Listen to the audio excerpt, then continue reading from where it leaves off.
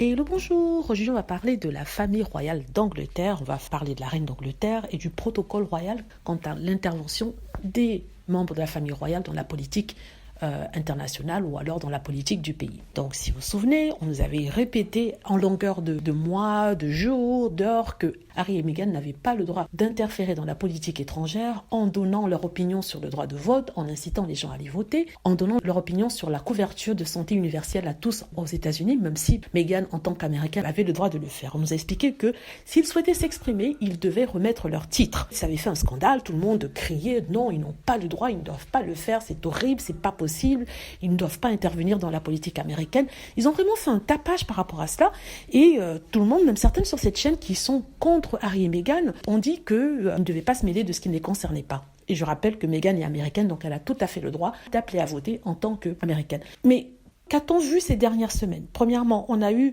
l'intervention du prince Charles quant à la décision de l'Angleterre de renvoyer des immigrants illégaux ou alors des demandeurs d'asile au Rwanda, de les envoyer par avion au Rwanda. Le prince Charles a montré sa désapprobation par rapport à cela et ça fait un tollé en Angleterre, lui demander de ne pas parler de politique. On a même d'ailleurs dit que le prince Charles n'était peut-être pas fait pour être roi vu qu'il donnait toujours son opinion. On avait applaudi le prince William de rester tout le temps neutre, de ne pas s'impliquer dans la politique étrangère. Or, on apprend en fait que le prince William a écrit à la veuve d'un policier qui était mort suite aux émeutes au Capitole aux États-Unis en janvier dernier. Pour ceux qui ne le savent pas, il y a eu les élections américaines en janvier 2000. Le président Biden a été élu et juste après son élection, il y a eu une émeute dans le Capitole.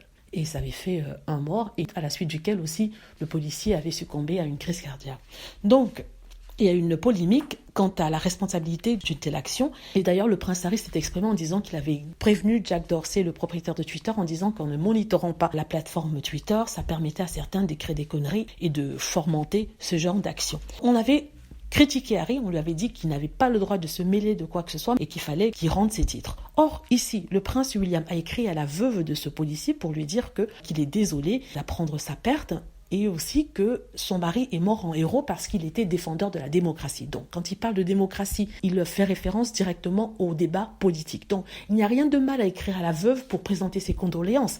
Mais le problème, c'est qu'il a parlé de démocratie. Démocratie contre les personnes qui sont allées manifester, qui se trouvent être du camp de Donald Trump. Donc ça, personne n'en parle.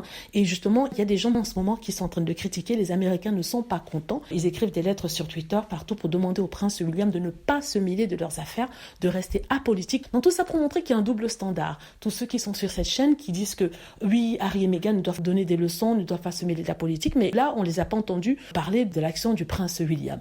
Parler de démocratie, c'est entrer directement dans le débat, dans le nœud du problème, c'est-à-dire la liberté et la démocratie aux États-Unis, donc ça devient politique. Dites-moi ce que vous en pensez. J'espère que vous avez aimé la vidéo. N'hésitez pas à cliquer sur like si c'est le cas, à vous abonner pour plus de vidéos et à cliquer sur la petite cloche afin de être averti lorsque je poste une nouvelle vidéo. Merci.